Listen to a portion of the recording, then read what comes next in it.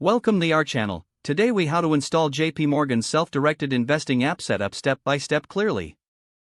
Download the JPMorgan Self-Directed Investing app from the App Store or Google Play Store. Open the app on your device once the installation is complete. Tap on the Get Started button on the welcome screen. Read through the app's terms and conditions and privacy policy. If you accept the terms, check the box to agree and tap Continue.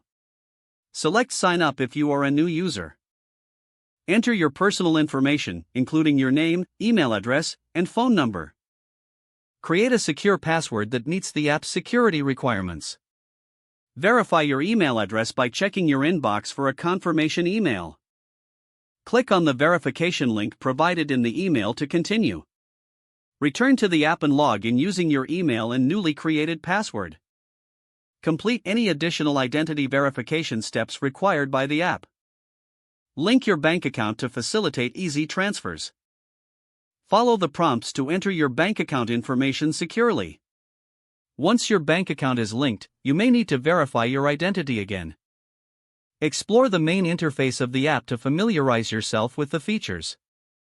Navigate to the investment options available within the app.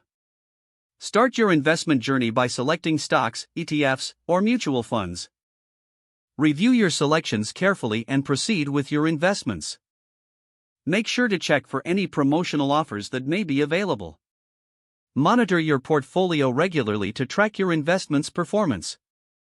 Adjust your investment strategy as needed based on market conditions. If the page does not load, refresh the browser or try again in a private or incognito window. Make sure you are using the correct email address, then retype it carefully to avoid small typos. If your password is not accepted, use the reset option and create a new strong password you can remember. Check your spam folder for verification or security emails, then complete any requested confirmation steps. Enable two-factor authentication if available to improve account security and reduce unauthorized access risk.